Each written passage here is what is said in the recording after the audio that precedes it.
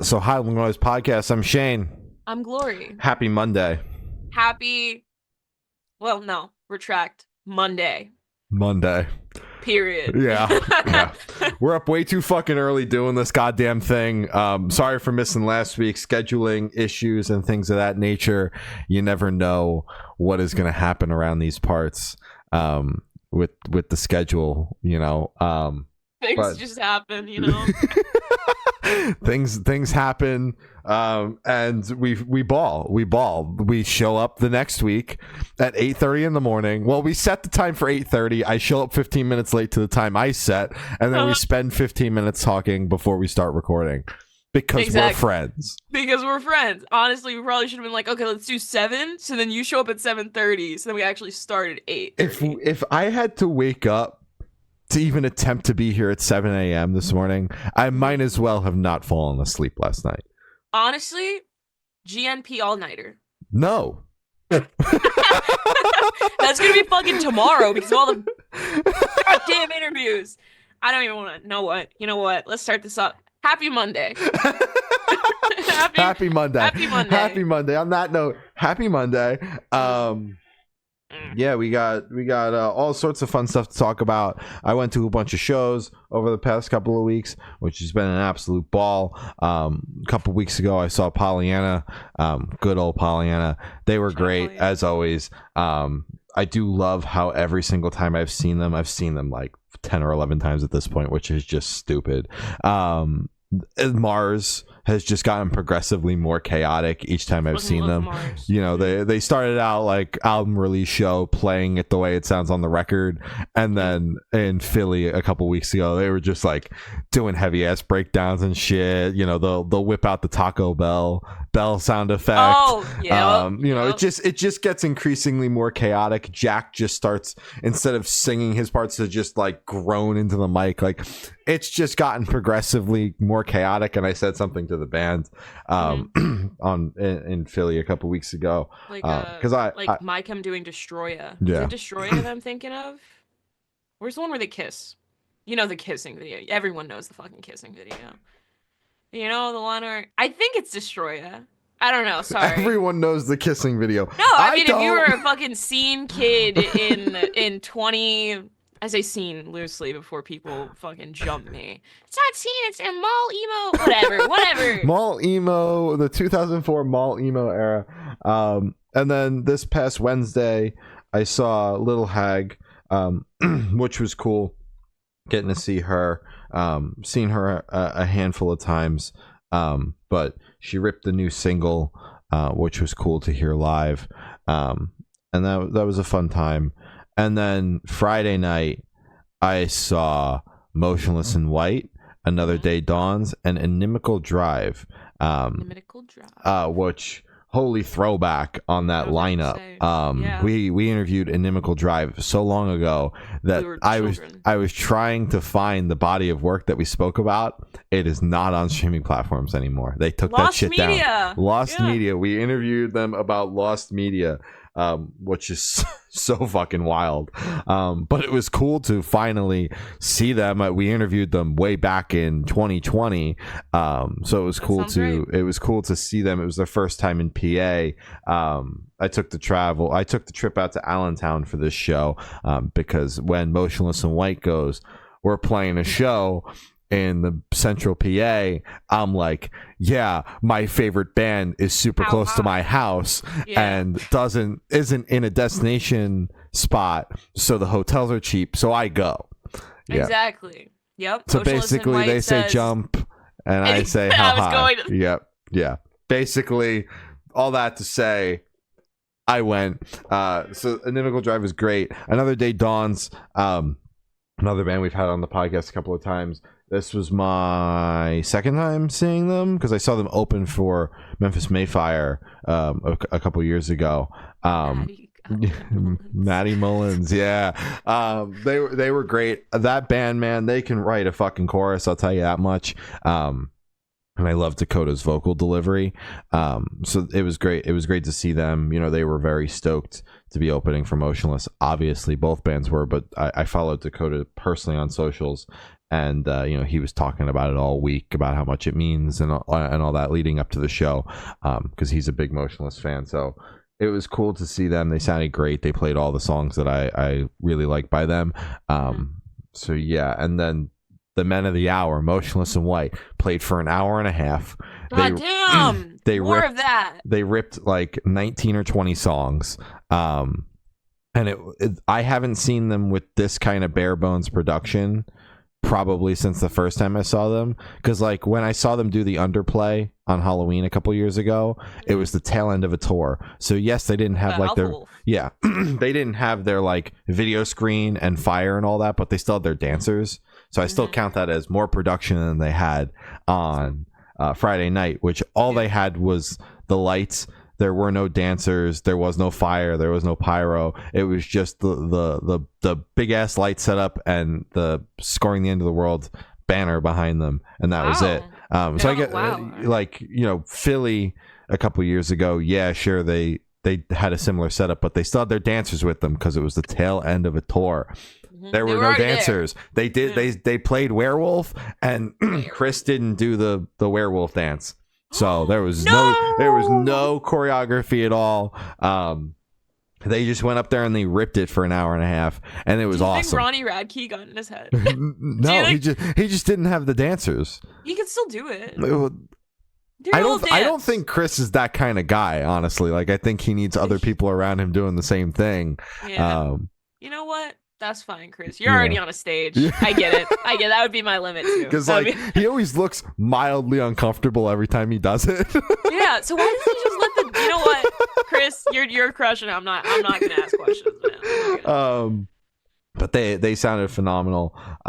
They played "Sick from the Melt," which is a deluxe track off of Infamous, which I never thought I was going to hear live.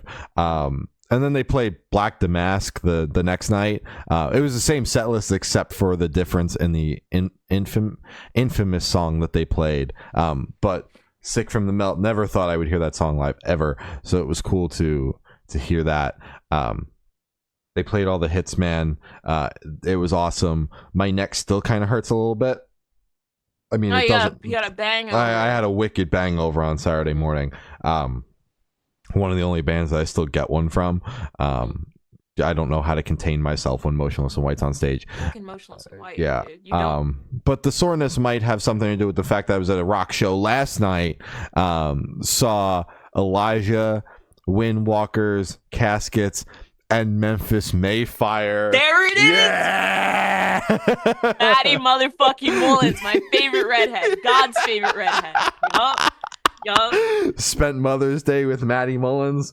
It doesn't get much better than that. Supposed to come out. I was just like Mother Mullins. Shout out Maddie Mullins.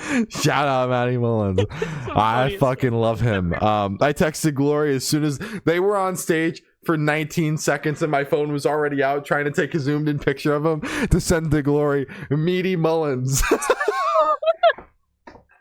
still haven't seen them live, but I know what I do. I'm gonna be like, holy shit, what the fuck? Unironically, one of my favorite people on the entire planet. Genuinely. It's crazy because this isn't funny to like anyone else. We're just pissing ourselves for absolutely no reason. Everyone listening does not understand why we are pissing ourselves so hard. And I don't even know why, because it's just one day Maddie Mullins is just like fucking Maddie Mullins, man. I don't know when the switch happened. It probably has something to do with watching him really work that Traeger grill on the Meaty Mullins page. Because I think it genuinely was just like, why the fuck does he have an account called Meaty Mullins? And then it just unraveled from. Shout out Maddie Mullins, man. Yeah. Shout out. And then there's Maddie Mullins, which is his photography account. The Maddie Mullins lore runs deep. Genuinely, it's not hard. Just take a day and dive in. Read up and dive in. Yeah. Shout out Maddie Mullins. But Elijah sounded great. It was my second time seeing him. So that was cool. Windwalkers was fantastic. Finally getting to see them. We had them on the podcast a few years ago. They sounded great. Ripped a new song as well as a bunch of songs off the last record. Caskets was awesome. A lot of people were digging them. They sounded great. And then the Men of the Hour, Memphis Mayfire, quite possibly one of the loudest fucking club shows I've ever been to. That shit cranked up. Holy shit. Yeah. That shit was cranked up. 0936 was in the crowd. Maddie goes, shout out our headliner for the night, 0936. And I turn around and he's standing at the soundboard right behind me. Right next to you. I'm like, yeah. I guess it makes sense because 0936 was just on tour with Hollywood Undead and Tech Nine, and that tour just wrapped up in New Jersey a couple nights ago. So yeah, that was an odd pull. That Maddie said Strange that, and I was like, yeah, he's right back there. So shout out the headliner for the night, 0936. Yeah, one of the loudest club shows I've ever been to, easily. They were rocking that shit. Everyone around me that didn't have earplugs in were turning to the people they were with, and I could hear them yelling, I can't hear anything. By like a quarter way into the show, they played 4 or 5 songs and they were cranking it. They're awesome though. Like, unironically, they're phenomenal. I love Memphis Mayfire. I love Matty Mullins as a frontman, and his stage performance and his charisma and everything is phenomenal. He goes up there, he's got a shitload of energy, just bounces around for an hour, and like he's a captivating frontman. There's a reason why the band has been doing it so long. They're a great band, and he's a very captivating frontman. The last time I saw them, when they opened for Ask Alexandria, you would have thought they were the headliners. Ask Alexandria fucking blows these days. But they like totally upstaged Ask Alexandria. They're fucking phenomenal. What a great night. They played a bunch of songs off their most recent record, Shapeshifter. They played some songs off of Remade Misery, and then they pulled out some older songs, more than normal. It felt like, because the last time I saw them headline, it was like a majority of Remade Misery, and then one or two old songs. Last night was like 3 or 4, which, considering now they have 2 albums in the modern era of Memphis Mayfire, it was odd to see them pull all the way back. But it was cool. I like old Memphis Mayfire too, so they were phenomenal. Coming up for me, I got Pierce the Veil next week, and then Metallica and Ice Nine Kills and Limp Bizkit, and then Ice Nine Kills, and then Ice Nine Kills again. I have an Ice Nine Kills weekend coming up next weekend. That's so nice. Yeah, I'm looking forward to it. Limp Bizkit. Limp Bizkit. Shout out Limp Bizkit. Actually, I don't even know about that. You know what? Metallica. Shout out Limp Bizkit. Got a bunch of records to chat about, and way too many goddamn singles. Don't expect an in-depth bar for bar review on the singles. We have like 30. there are so many singles. There's a lot. We're in that weird period where like the albums kind of stop and everyone's got singles because all their albums come out later in the year. So yeah, there's a lot to talk about here. There's a lot going on here. Acres dropped their new album, The Host. We chatted with Acres. The interview came out on album release day, which was May 2nd. This album is phenomenal, and it's not long enough. I never thought I would say that. The album is not long enough. Yeah, I completely agree. I've listened to this album like 3 or 4 times all the way through, and it always feels like it's not missing because there isn't kind of like a, that feels unfinished, but it feels like it could have gone for like 15, 20 more minutes, and I wouldn't have batted an eye. It just feels like it's way too short. But that's good because it makes me want more instead of overstaying your welcome. Great fucking record. I think the energy on it is insane. It has like cute little technical moments. It is my personal favorite. The best example of this, my personal favorite, is Built to Bleed. Holy shit, that song is so funky, and so it has a little like dun, dun, dun, dun, dun, dun, and it, oh my god, like you could see the fucking crowd jump and just go fucking wild to that song. Honestly, it has a lot of like creative, and I don't know how to, Don Broco, you know, like how Don Broco has like a bunch of weird fucking elements in their music, but it makes sense, and it's just shit you never would have put in a song, but when you finally hear it, you're like, oh, wait a minute, it was missing that. That's exactly what it needs. Acres kind of fits in that same box for me. It's kind of like Ocean Grove, Don Broco, Wind Waker, where it's kind of like, this is really fucking good, and I never would have thought of this before. Mhm. I think the album is phenomenal. I completely agree. I think it goes too fast.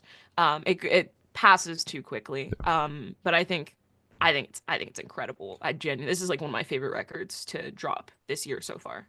Yeah. Yeah. This record fucking rips. I love the way it opens with Bloodlust. I think it's a phenomenal opener and really sets the tone for the album. But what I like about the flow of the record is, the album leans very, very much so on the heavy elements. We spoke about it in the interview, the band wanting to go heavier, just in general, and they were able to, pull it off with this record. But the flow of the album is like, there's a couple of songs that are more on the hard rock side, if you will, and they're placed perfectly in the record where it creates this very nice ebb and flow. So you never really lose the energy because there's no slow song on the album, but there are slower moments in comparison to songs like Bloodlust and Built to Bleed, which are straight up in your fucking face. It's crazy. Yeah. And then, they pull it back a little bit with something that's a little bit more on the hard rock side. And they have that very nice ebb and flow with the record, which I like. It creates a very nice listening experience, a very cohesive listening experience. And that I just wanted to shout out. But yeah, it's just crazy ass energy. Not what I expected from Makers. Honestly, we've been covering them for a minute. We had them on the podcast a couple of years ago to chat about their last album. And that it's night and day difference between those two records. I really enjoyed the last one, but this one is way more up my alley. Like I said, love Bloodlust. Built to Bleed is my favorite song on the album as well. That shit is crazy. Can you try to be fucking original? No. There's so many other tracks on there's really not that many tracks on this record to pick from. 30 tracks on this record that you could have picked from. That song smack dab in the middle of the album is like, that's what every band should go for. Put the craziest song in the middle of the record, not your fucking slow ass ballad. Fuck your ballad. Fuck your ballad. I don't care if you're a fucking pop artist, if you make fucking country music. I don't want your yeehaw, rootin' tootin' ass bullshit in the middle of the record. Breakdowns in the middle of the album, always. Exactly. Even if, as you said, like a fucking country artist, I want to see fucking Dua Lipa put a fucking breakdown in the middle of her record. Let's see that shit. Yeah. Let's get it moving. That would be baller as fuck. That'd be awesome. Actually, she would kill that shit. I also like the way it closes with Around Again. It is on the shorter side, but like I said, it feels very cohesive. The opener and the closer, they make sense. We are big fans of track listing here, and the track listing for this album really works. But there's not a single bad song on this album. I only named 2, but I love all 7 songs on this album. It is fucking phenomenal. They're currently on tour with The Devil Wears Prada, so peep the dates. PUP dropped their new album. Who will look after the dogs? ? That's a phenomenal question. It's a great question. Such a great question for such a mid album, respectfully. I don't know. I have wanted to be into PUP for so long. I think ever since I was introduced to them. Which was the podcast that got me into them, and also just our friend group at the time that like half of them like adored PUP. At least that's how I'm remembering it. It could have been one person. When Morbid Stuff came out, there was one person. It was one person in particular that was so into PUP that you would have thought the entire group was. Yeah, it was always in there. Yeah. So I was like, this band must be fucking crazy, right? But it's just with every release, and we've covered 2 of them so far? 3? This is the third one? Something like that. Something like that. It's just always kind of, there have been good tracks, but overall, it's always just kind of been a bit lackluster for me, I guess, which is a little harsh because obviously it's PUP, so they're doing something that people are enjoying, and I guess I'm just not the target audience. I don't know what it is, but it's just their music never does anything for me. It's just it always feels like low energy, which again is a vibe for some people, but in my head PUP should be kind of on the more energetic side, and I just never really get that in their albums. Which is, but I always set myself up. It's like how we think like Sleep Token should be like heavy as shit, and then you listen to it and you're like, what the fuck, this is pop. It's like that with PUP, where it's like I know what it's gonna sound like, but my expectations are still all the way over here. So I just need to adjust my expectations, which is fine. But even with my adjusted expectations, it's still not something I would listen to. So it's a lose-lose, you know? I just didn't like the record. All that to say, I wasn't the biggest fan. That's fair enough. And it sucks because I want to like PUP, purely just for nostalgia. But can never.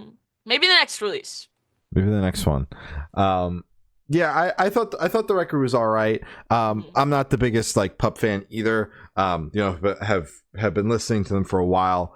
Like we mentioned, around the time that Morbid stuff came out, and our friend group at the time was one person was going crazy about Morbid stuff. I checked it out, so I've been listening to PUP for a long time. Like 5 years, yeah.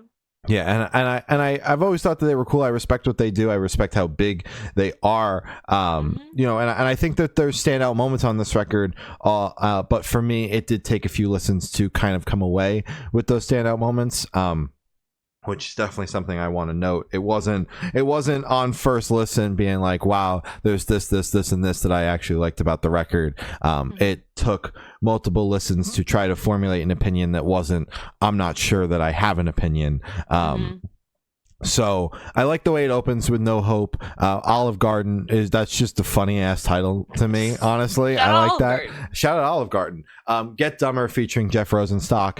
That's just a match made in heaven. Those two bands, or those two artists together, Jeff Rosenstock and PUP. They're in the same scene. That's a great feature pull for the album. One of my favorites on the record as well. I think my personal favorite is Paranoid. It was a single, and it was a single for a reason. It's a very strong song, and I dig that one a lot, as well as Hallways. And I like the way it closes with Shut Up. But largely in part for me, it feels like there's, like I said, a few standout moments, and the rest kind of fall into the void of just kind of noise. And I think for me, it might be just PUP's production style has always been something that to me has kind of stuck out like a sore thumb. Yeah, I think we mentioned that on the last record, where it was like, this feels like it should not, like it should have been like 5 albums ago. This is how it should sound. But now it's like you're so in the scene and you're so big that it feels like your production style should kind of level up, but it never evolved, Yeah. So sorry. And I appreciate that. I understand it's their style, but it is not a kind of style that I gravitate towards. There it is. Yeah. There you go. So that I think is for me the overarching problem with PUP, but I was able to, and part of why it took me multiple listens to kind of attempt to at least somewhat get this album. But at the end of the day, they're big for a reason. The band can write songs. There are phenomenal songs throughout this album. Like I said, there are some that kind of fall void to just fall into the pot of just kind of sounding like noise. To me, if it's not the strongest song, and then couple that with the production style that I'm not a huge fan of, can quickly get very muddied for me when I'm listening through. But No Hope, Olive Garden, funny ass song, but also very strong. Concrete, Get Dumber, like the first 4 songs are really strong. The album opens very well.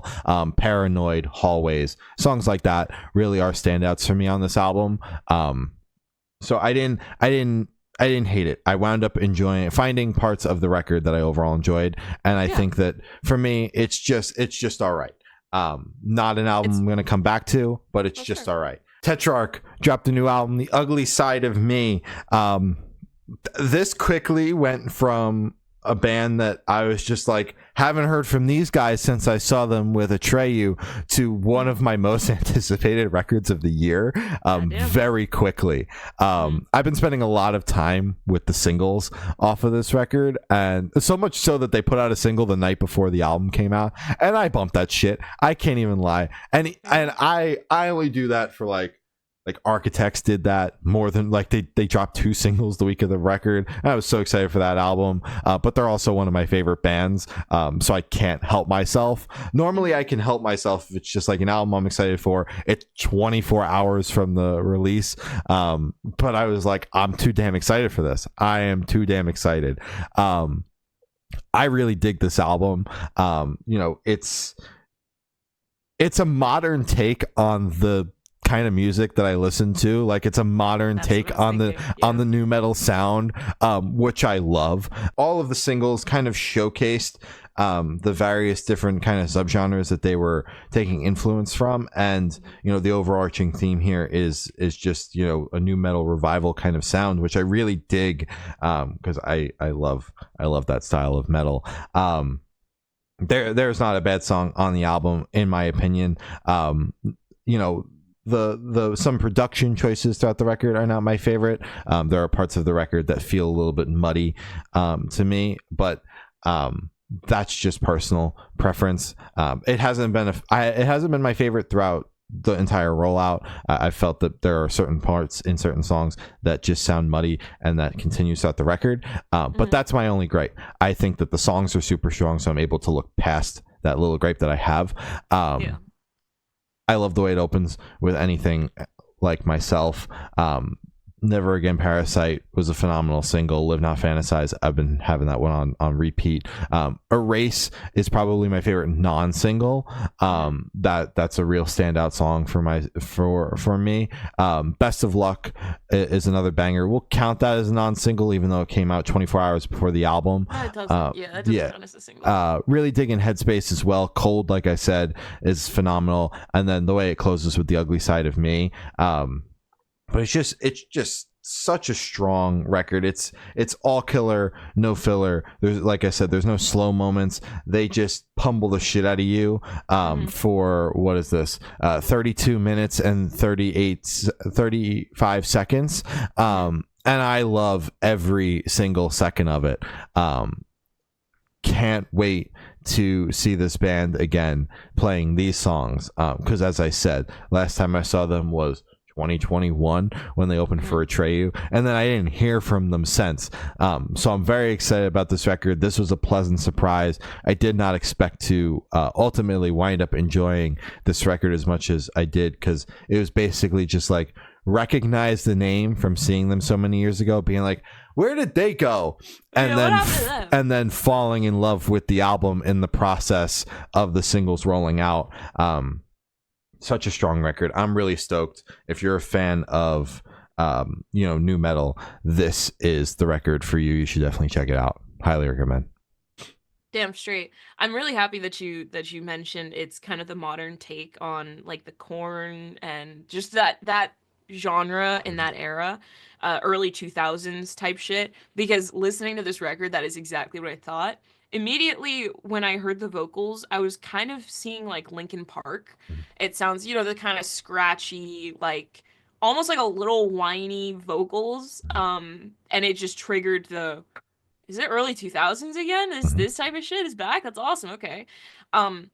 Immediately fucked with it. I think this is incredible. My personal favorite is, I believe you mentioned it, Live Not Fantasize is my personal favorite. It does kind of have the same bouncy effect that I really liked with the Acres track, Built to Bleed, that we liked, where it just makes you want to just jump, and you just want to like fuck shit up a little bit, but not too crazy, because it's kind of like a hype song and not like a fuck shit up song, but still there's that energy there. I really enjoyed this record more than I thought I would. And I think honestly it's just a fucking vibe. I didn't grow up listening to this type of music. So it's kind of like a nostalgia for 6 years ago.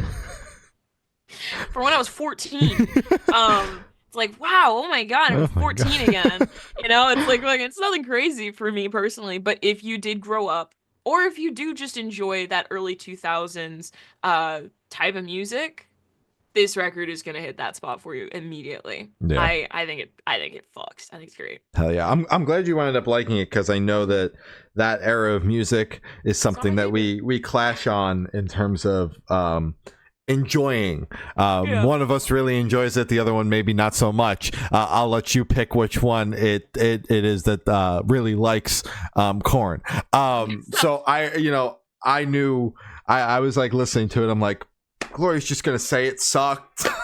Nah, man. Nah, Gloria's just gonna say it sucked, and she's just gonna be like, it was bad, and I'm gonna be like, I have nothing else to say. And I'd be like, oh man, like, fair enough, it's not really your style, but I'm glad that you wound up coming away enjoying it. Absolutely. Yeah, that was cool to hear. Shout out you for that. Hell yeah. Shout out me, growth. Yeah, growth. Hell yeah. Growth. Now, when we review the next Korn record, you're gonna be like, oh my god, this is so great. Sleep Token dropped their new album, Even in Arcadia. I am devastated. Absolutely devastated to share. I did enjoy this record. Yeah! As soon as it ended, my heart, it was like cracking as each song went, and then as soon as it finished, it just shattered. And I was like, fuck! I really liked this record. So much so I was like, if I spend enough time with this, it will end up on my top 10. So it's like, I think it's definitely a step up from their last record, because I did listen to that one and I didn't like it. So obviously they've switched it up. It is a new sound, but it is still very familiar to the Sleep Token vibe, because Vessel's vocals are he's still doing his thing. I'm really fucking bummed. Like, I thought I was gonna be like shitting on this. I was so excited. I was literally talking to my boyfriend in Hot Topic, and I was like, I'm so excited to shit on this record on Monday. I said something like that, where I'm just like, I'm so stoked to just shit on something. And I was sweating all weekend, because I'm like, oh my god, the fucking comments we're gonna get on this review, because Glory's gonna say how fucking bad the album is, and she's gonna go so hard on it. Yeah, I was I was plotting. Like, I hadn't even listened to it. You were plotting, and I was thinking about the ramifications of whatever you were plotting. I'm the one who reads the comments, so it's okay. It's okay. I've been replying, fuck you. No, I don't do that. I don't do it. But no, I unfortunately really liked this record. I'm gonna say the thing that everyone's been fucking saying. This is not metal. This is not rock. It may be rock adjacent, but it is pop music. This is 100% pop music. I think the only thing that's metal about them is possibly the roots of the band and their look and stage presence. Other than that, this is 100% pop music. Yeah, at this point in the band's career, like, there were just random heavy guitar riffs kind of littered throughout a couple of songs on the record to remind you of like where the band came from. By the way, the only like genuinely somewhat heavy song was the first single, Emergence, which sucked ass. I still hate that track. That didn't change. That did not change. Caramel though, that song fucks now. I get it, but Emergence, they could take that shit off. I would actually sleep better if that song wasn't on the record. All I have to say, sorry.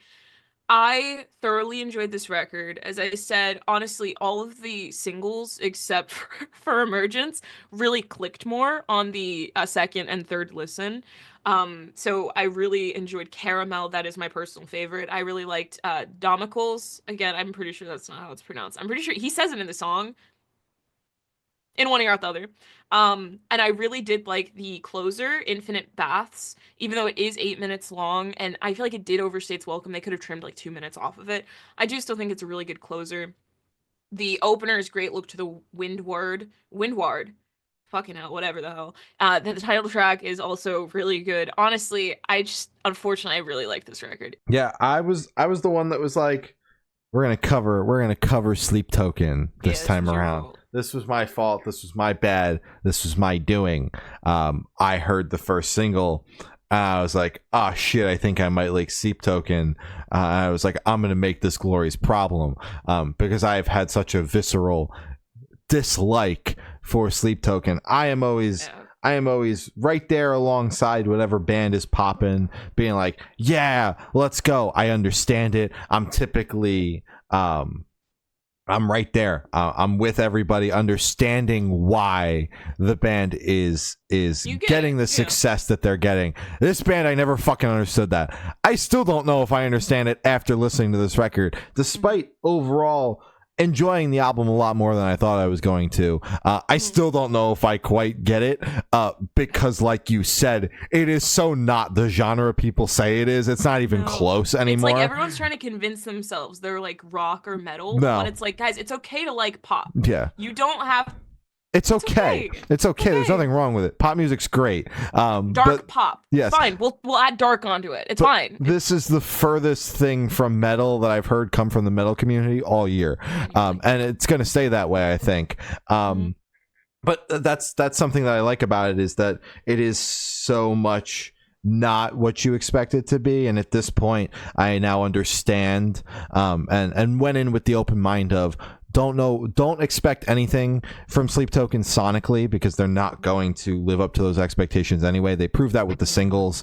But I think the singles really showcased the poppier side of the record, because like I said, there are heavier moments throughout the record, partly joking, saying that they just kind of throw in a couple random guitar riffs, but there are a couple songs where it feels like they just kind of, someone just hit their pedal, went and then they like left accidentally they left it in the song. They're like, shit, just keep it. But like heavy in the sense of a lot of darker moments on the album, because as we've established, this record is not super heavy.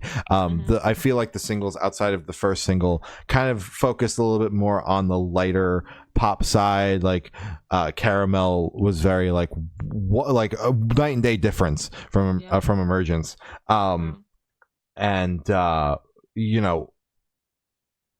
I think that the record for the most part is solid. I like the way it opens. I like the first 3 songs for sure. Look to Windward, Emergence, and Past Self. And then I really like Provider as well. I do think that towards the tail end of the record, it starts to overstay its welcome a little bit. The songs feel like they drag on, but that is just personal preference for me. But largely in part, I think that the album is pretty solid. I wound up enjoying it a lot more than I thought I was going to. But yeah, am I going to spend a ton of time with it? Probably not. I'm not over here being like, oh fuck, I think I just found my album of the year. I understand why people like it.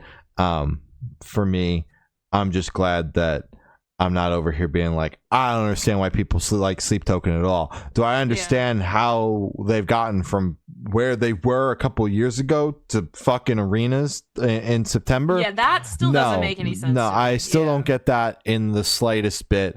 Not sure I ever will understand it. Someone might. People have tried to explain to me why they like Sleep Token, and I'm still like, yeah, no, I don't get it. So even if you try to explain it to me, I won't understand. This will be personal self-exploration to try to understand that fact. Could take me years. I don't know. I might still be thinking about it. I might still be thinking about it on the day I die, honestly. I'll be honest with you. What was up with that? What was up with that? Why did people like that so much? But yes, I thought the record was solid. I'm glad I came away enjoying it more than I thought I would, because I really did not like the singles after the first single. So I didn't know what to expect. I was kind of dreading going into listening to this album. But especially on my second listen through, I wound up really coming away enjoying it. Had to get through the first initial listen of being like, oh fuck, I think I like this album. And then the second one of like, all right, I think I like the record. Let's go cement that fact. And I came away enjoying it. So yeah, I think it's solid. Like I said, they're going to be on tour. The fucking thing is sold out, so good luck. So don't even bother. Don't even bother peeping the dates. The entire thing sold out the same day. Shout out Sleep Token for that. Respect everything that they're doing within the scene. Again, not metal, but what they're doing within the metal and hard rock scene is awesome. Bringing more awareness. is always something I respect. Yeah, that's cool. Yeah. So I've always respected Sleep Token for that fact, even when I was their number one hater. Now I'm still their number one hater. I'm just in denial right now. Well, we moved on. But yes, odd hearing us both praise a Sleep Token record, but you know that's what this is about. Growth, man. Fuck growth. Holy Water dropped their new single. I broke up with my GF at Coachella. Hey man, I know you told me like Holy Water is really cool and shit, but what the fuck was this? So that was my exact reaction as well, because I was telling myself, I was like, I love Holy Water so much, and then I listened to this and I was like, yeah, you were like, you're seeing Holy Water, dude. They're so awesome. You should check them out. Yeah, but I gave you a specific song to listen to. I didn't. I said listen to Nail Polish. That song fucks. And then now this is your first reaction to Holy Water. Set yourself up for failure. I gave you the directions. You said, no, I'm going to listen to it. No. Listen to Nail Polish, then get back to me. This song, though, I don't know what the fuck they're doing here. I don't know what the fuck they're doing. I don't either. Shout out all their other songs, though. This one, not for me. Not for me. Not for me either. No. Shout out Holy Water, though. I still fuck with them. You guys just lost the thread on this one a little bit. Just a little bit. Turnstile dropped their 2 new singles, Seeing Stars and Birds. Turnstile finally found the guitar riffs. Okay. So Turnstile, I still don't like you. So I feel like you're taking the spot now, you know, where Sleep Token was. You're just gonna slide into that slot now. I'm not gonna be as ruthless against you because you still do have like alternative roots and shit in like still in your music. And honestly, like their crowds are still like, you know, that show they just did in Baltimore was insane, bro. Fucking crazy. That's why I'm like, you know what, I fuck with you guys, but not like that. Yeah. I really like Birds. I think that track is really fucking good. Seeing Stars is just kind of vibey. I don't know. I'm really confused of what they're trying to do because they're hardcore allegedly. Maybe their last release was, and now they're doing just like they're just doing whatever the hell they want to do. So every time I put on their new stuff, I'm kind of confused because I expect, again, the only hardcore band I listen to is Speed. So it's like I expect shit like Speed, and I don't get that at all. So I'm kind of like, are we sure this is hardcore? But I think these 2 tracks are fun. I think they're fun. I think they're energetic. I want to shit on it, but again, I think they're just good, you know? I'm not mad. Yeah, the Birds is like the first time I've heard a guitar riff from Turnstile and possibly ever, because I haven't listened to their older stuff, which was like when they were hardcore, and then Glow On was when they started to get a little weird. But it still had hardcore moments. Yes, I'm just being an asshole. This was the first time I've heard a guitar riff this entire album cycle. I'll be honest with you. You know, I really do not like the title track, which was the first single, one bit. I think the song fucking blows. But I think that Seeing Stars, although similar in terms of vibe, the laid back atmospheric kind of weird shit, is an infinitely cooler song and actually goes somewhere. That was my main problem with the title track, Never Enough. It doesn't really fucking go anywhere, which if it's placed correctly in the record could potentially, we haven't heard the album, could potentially add to the overall track listing, you know, in the context of the album bullshit. But like that is the kind of song that if it's placed correctly could suck significantly less, but currently in its current form, sitting as a single that they put out to lead this album with, it sucks big time. I like Seeing Stars. Birds is great. Like I said, finally found the guitar riffs from Turnstile, but I actually did like these 2 singles. We're so good at our job. I really didn't like the first song at all.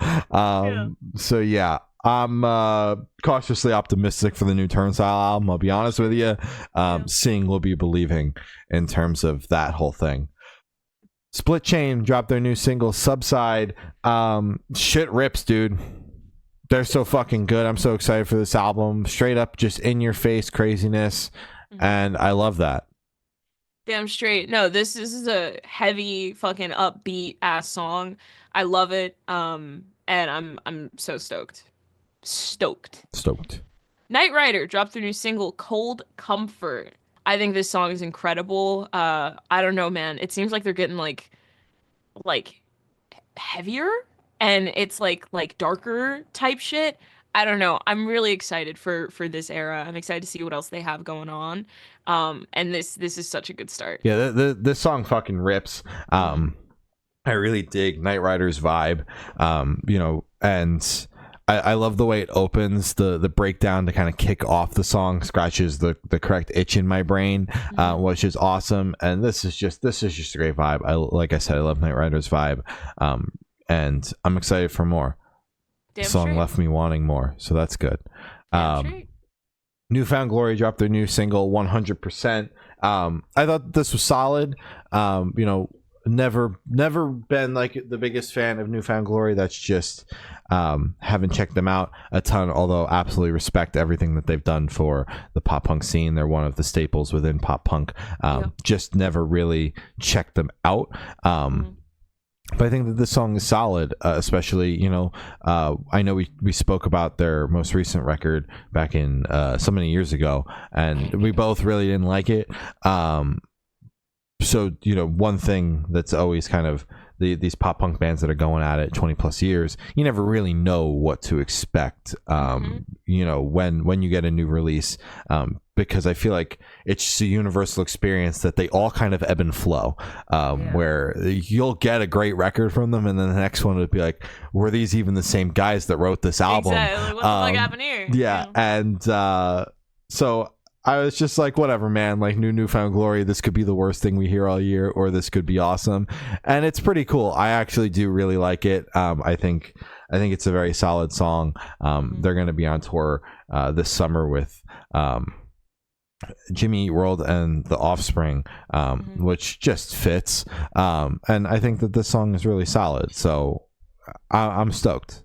Hell yeah. No, I thought the song was great. I mean, the chorus was immediately catchy. I feel like after hearing it the first time, I was able to kind of just like hum along. I think it's just a great catchy song. The intro riff, I mean, before like the singing starts, it could be any of my favorite pop punk bands, honestly, because they just have that staple pop punk sound. I think it's accurate when you say that they are like the staple pop punk band. They're in that kind of same circle of like State Champs, Newfound Glory. It's just those bands where when you think pop punk, Simple Plan, Sum 41, all the bands from the early 2000s that like were doing 2000s pop punk. They're one of the staples. Exactly, and they're still doing it, and they're still doing it. Exactly. And it's still good. So I really enjoyed this track. I really did. Oh yeah. Loathe dropped their new single, Gifted Every Strength. It's a 6-minute track. Yeah. I thought the song was all right. I think this is the one they were playing live on the Spirit Box tour, which was such an interesting track to open your set with. This big atmospheric 6-minute long song that no one's heard yet. Is a ballsy way to come out on stage. Absolutely. I'm going to be honest with you. And I hated all 6 minutes of it live because I'm like, what the fuck is going on? Yeah. Still an interesting pull for the first single back in several years, because everyone's been like, is Loathe even going to put out a new album, or are they just going to continue to tour off the record that saw success for them? Because it's been so long since we've seen new music from Loathe, any signs of an album cycle. An interesting single to lead with. I don't hate it, but like I never have really dove super deep into Loathe. My first time seeing them was kind of my first time really listening to them, and there's plenty of heavy moments on their previous record, so I'm curious. I'm puzzled. I don't know a ton about Loathe. I thought the song was okay in the grand scheme of things, but I feel like it's an odd first single for, after being away for so long. Like, this is what we've been working on. Would have me sweating a little bit if I was a fan of Loathe. I'm not, though. So I am totally chill. I'm not sweating at all. I do not smell. That's great to hear. Thanks. Put deodorant on this morning. Hell yeah, me too. Hell yeah, dude. Hell yeah. Good Noise Podcast does not smell. Contrary to popular belief. There you go. Wow. Okay. I think this song is actually cool. It's that kind of like weird. It's prog metal, I guess. It's progressive. I put it under progressive. I don't know if they themselves would say that they're progressive metal. But I don't know. It's that type of music where yes, it's a long song, but they switch it up so many times that it doesn't feel like it's 6 minutes long, or it doesn't feel repetitive, or like it's droning on. So that part I really did like about it. I mean, seeing a 6 minute single in the playlist scared me a bit. There were a lot of Not long gonna songs lie. this week. No, dude, it's like way too many. Just across the board, like just the Sleep Token album in its entirety. Jesus, dude. Which again, I'm still shocked. I genuinely thought that was like 30 minutes because I looked up, I looked up, and it was over, and I went, oh, okay. Fuck, dude. Anyways, I think the song is great. I love how much it switches up. I like the different kind of genres that it touched in 6 minutes, and I feel like they did all of them very well. It's weird, it's fun, it's heavy, it's like fucking. Oh my God, I'm losing the word. It's fucking, I don't know, it's good. I like it. Hell yeah. Thumbs up. Green Day dropped their new single Ballyhoo. Mm-hmm. It's Green Day. And it doesn't suck. It's perfectly fine. It's fine. Yeah, it's perfectly fine. It's perfectly fine. You know what? Hell yeah, Green Day. It's so Green Day. And it's not bad Green Day. It's fine Green Day. So I'll take it. Anything is better than the 2020 record that will never let them live down, honestly. No. It just sounds that was a whole record ago, 2 records ago, and still. Yeah, this was just fine. It's just all reliable Green Day, and it doesn't suck. At this point, after Father of All, that's kind of the bar for this band is, does it suck? It doesn't suck. Okay, then it's pretty good. Doesn't suck. Yeah, it doesn't suck. We'll take it. Silverstein dropped a new single, Negative Space. Honestly, fuck yeah. This song rocked. I do enjoy Silverstein. After seeing them live, it feels like now my brain can finally like connect it and be like, these are the guys that you saw on stage. So now your brain can form a full opinion on them. I really enjoyed this track a lot. I think the chorus is great.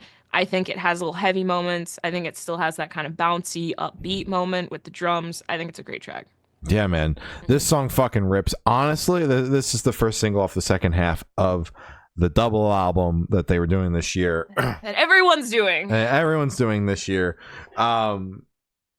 And I honestly, I really liked the first half. I thought it was very strong. But I think that this is the best song we've heard from this batch of songs so far. It's so dynamic. It covers the gamut. It starts out like your typical, Silverstein song with big ass chorus, and then just devolves into chaos at the end. And I love that.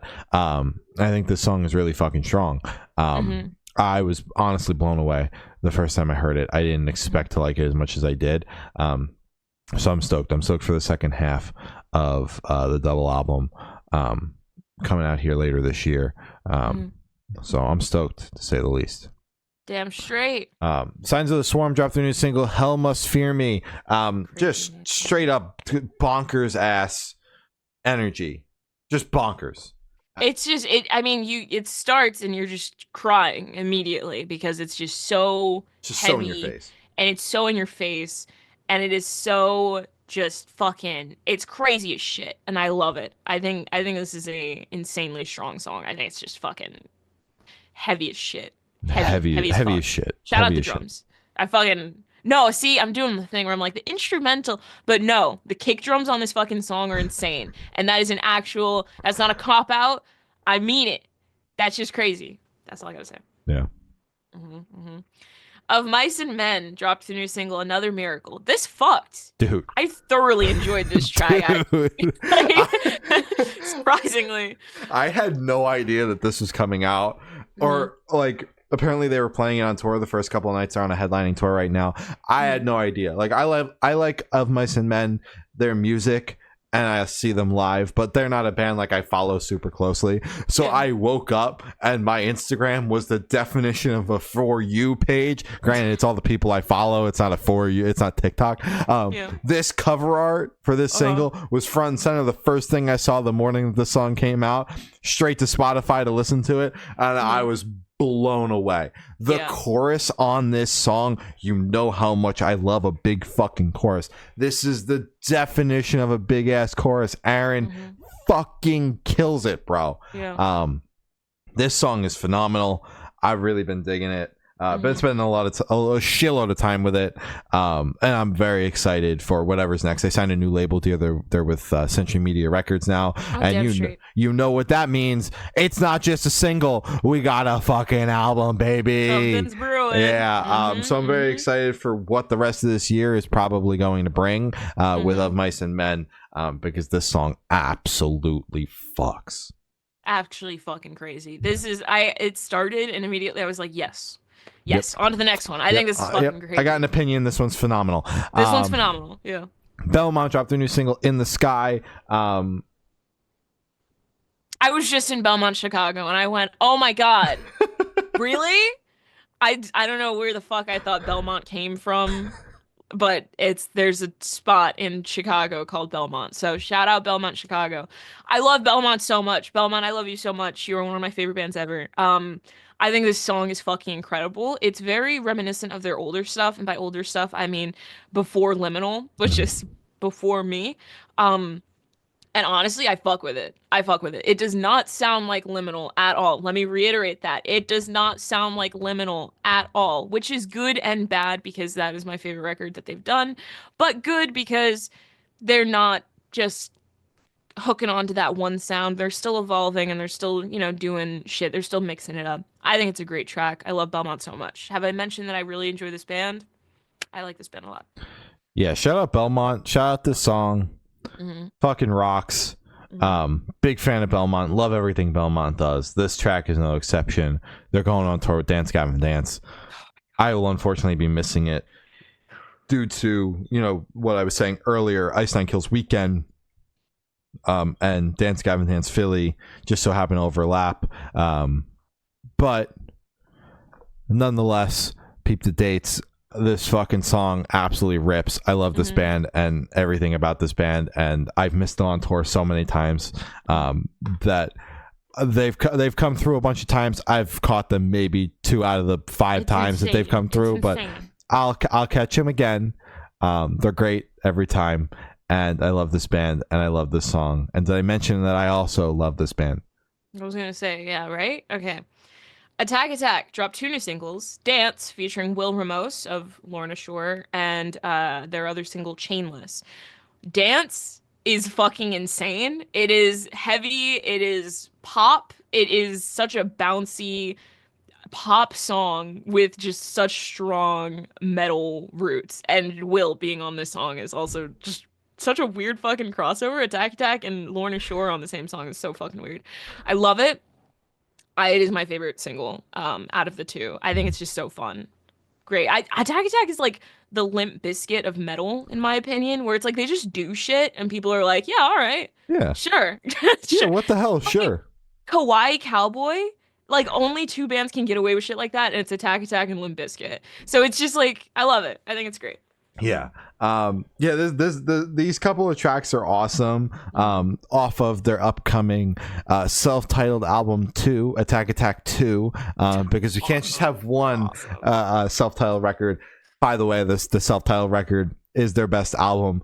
So I'm excited for a second one. Hopefully it lives up to the absolute phenomenon that Sexual Man Chocolate is off of self-titled number 1. I'm really digging both these songs. Will Ramos of Lorna Shore is a crazy ass feature pull, especially on Dance, which is this like upbeat electric cowboy-esque type song. I was thinking electric cowboy, yeah. Chainless is a little bit on the heavier side, but both songs kind of are this weird like pop metal kind of fusion thing that is super dope, and Attack can get away with because they've done so many different genres throughout their career, starting out doing the crabcore stuff, moving into more of like straight up metalcore, and then when they came back, the two EPs have kind of experimented with a little bit of everything. They've really hit the gamut in terms of all the different genres that you can kind of tackle while also being a metalcore band. So I'm excited to see all this experimentation come to a form in the album coming out in August. I am very excited, and yeah, man, stoked. Damn straight. Hillhaven dropped their new single, Say My Name. This is probably my favorite Hillhaven song so far. The chorus on this song is super duper catchy, and I just feel it's such a strong song, instrumentally, vocally, lyrically. Every part of the song creates one of the strongest Hillhaven songs I've heard so far. I was gonna say, it feels like they're zoning in, lasering in on their sound and kind of the direction that they want to go to. And with every song that they release, it's like chipping away at their marble brick, creating the real form of Hillhaven. Hello? Does that make sense? Quite the analogy. Thank you. Visual, right? Yep.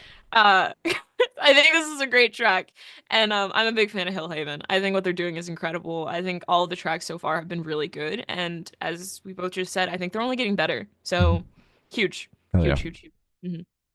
Royal and the Serpent dropped their new single, Carry Me Home. Royal and the Serpent, come on.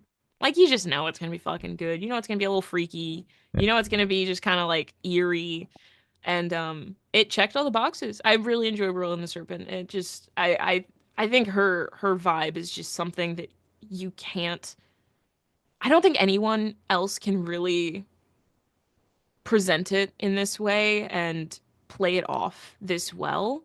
So what she's doing is really special to me, honestly. I just thoroughly enjoy all of her tracks. I think she's fucking phenomenal. Yeah, I thoroughly enjoy it as well. I appreciate Royal as an artist, and her artistry is just so insane to me. And I love all the songs for the most part. There were a couple when she was doing the Rad EPs that were like, all right, you were cooking. Maybe you weren't cooking so hard with this, but for the most part, across the board, she's typically always cooking, and this is no exception. This song fucking rips. It's in typical Royal fashion, where it's a little eerie, a little spooky, that dark pop kind of vibe. I really dig it. Parkway Drive dropped their new single, Sacred. Big ass arena ass song, but honestly, a little bit stronger than the entirety of the last record. Which and I didn't hate the last record. I thought that there was some solid songs, and it translated well live, which is the point of kind of what they're going for at this point. But I genuinely like this song. They also did it with Jordan Fish, and he's an absolute beast. When I saw that, Jordan Fish wrote on the song, and then Zach Safini produced it. So that, oh my god, that 1-2 punch. When I heard that Jordan Fish was involved, I'm like, this is gonna rock. I thought that he produced it. I was wrong. Zach Safini produced it, but Zach Safini producing it is just as cool. So that 1-2 punch team right there is fantastic, and I knew that this song was going to be very strong, and I was right. It fucking rocks. Hell yeah. No, this song fucks. I think it's incredible. I think it teeters on the line of like heavy and normal rock, I guess, where it has heavy moments, but it's not like an ass kicker. I think it's just a good fucking rock vibe. I think it's a great car song. I think this would absolutely fuck live. I think this is crazy. Oh yeah.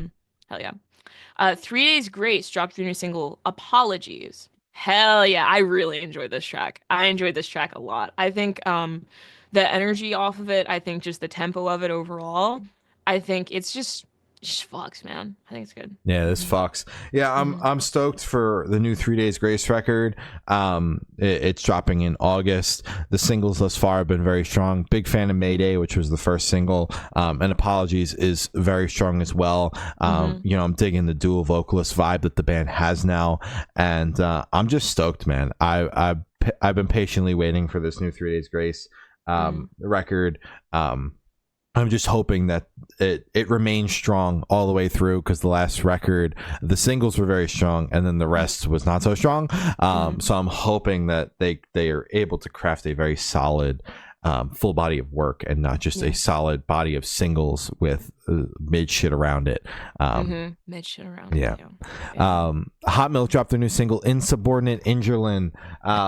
What a title that was. I thought I was gonna fuck that up. Awesome. The straight up just in your face energy has been the vibe for this Hot Milk rollout so far. This record, or this track in particular, is no exception. Just straight up in your face. I just see Han just like grabbing me, like when I'm listening to it, I just see Han like grabbing me and just yelling in my face for a couple of minutes is the vibe I get from every single song so far. And it rocks, man. It rules. I think this song is fucking great. Honestly, Hot Milk has been one of those bands that I've wanted to see live for the absolute longest time. I think they're just so good at their job. They know how to make a song. They know how to make just a catchy song. And I think they just know what they're doing. Trust them. Trust the process. And I'm so excited for this record. I'm so fucking stoked. Oh my God. Shout out Hot Milk. Pierce the Veil dropped a new single, Kiss Me Now. Shout out Pierce the Veil. I actually really liked this track. It's just a cute little Pierce the Veil song. It's now, is it past the Nirvana? No. They really only did that once. And then they said, yeah, we're not doing that anymore, guys. The rest of the songs we're going to drop are going to be kind of on the chiller side. But it's fine. I love Pierce the Veil regardless. I think they're great. I just really hope that they go back to like a little bit of post-hardcore. I get it now. I get it. You know, I get the disappointment after past the Nirvana. Because no way you're going to bait people like that, right? That was wild. That was wild. It's just, and it was like, there was uproar. And I was like, guys, but all the other songs are great. But now it's like, now that I'm getting into them, I'm like, wait a minute. I understand what. You get it. Yeah. Great song, this comes off of the deluxe edition of the Jaws of Life, which dropped on Friday, but we're not covering it as the deluxe edition because this is the only new song, and then the Karma Police cover, which came out tail end of like last year, I feel like, are the only two deluxe tracks. The rest is just the album. So there was no point in covering it. We're going to be doing a Jaws of Life re-review anyway. With the throwback review series that we're doing Pierce the Veil right now. So just figure we chat about the new song, because why the fuck not? And I think that this is honestly stronger than most of the Jaws of Life. So yeah, I actually like this song. I haven't liked a lot of the most recent Pierce the Veil stuff. And I thought that this song was the strongest thing I've heard from this Jaws of Life era. And we'll leave it at that. I reject that, and we can move on. Okay. And for our last topic of the day, Dance Gavin Dance dropped their new single, Midnight at McGuffey's. Whoa. Let me talk about this for 2 seconds. This song is so fucking good. The intro riff really reminds me of Death with Strawberry, because it does the and just kind of like how it starts so strongly reminds me of the hey, you know, because that's the big part in Death with Strawberry, which is great because that is one of my favorite tracks from Dance Gavin Dance. Other than that one part, I do believe that this is just a fully brand new original, like that's the only thing that kind of rings. That sounds familiar, like they've done something like that before. I think it's such a fun track. I think Dance Gavin Dance is an incredible band. In any era, I think they've just been fucking insane. I love this era with Andrew as vocalist. I think he's crushing it. I think it's just breathing new life into the band. And I'm so excited. I love Dance Gavin Dance so much. Hell yeah. Yeah, I'm really stoked. This is like the first Dance Gavin Dance song that I've liked right off the bat, because I already like Andrew as a vocalist. My problem with when I found Dance Gavin Dance was Tillian was the vocalist. He's not my favorite vocalist. You know, his range is a little high for me. And that's kind of just been the vibe for most of the Dance Gavin Dance discography, is they've always kind of had vocalists that live in this higher register, and Andrew doesn't. Andrew kind of... He can get up there. He can get up. He definitely gets up there, but he doesn't live up there, which I like. I've liked, you know, the previous work that he's done with Idola, and this is no exception. I'm very excited for this upcoming album. Honestly, I never thought that I would say that about Dance Gavin Dance. Like, I think that they're a great band. I respect what they've done, and I kind of thought I would leave it at that. But now with Andrew as the front man, I'm like genuinely excited for the new Dance Gavin Dance era, which I'm excited about.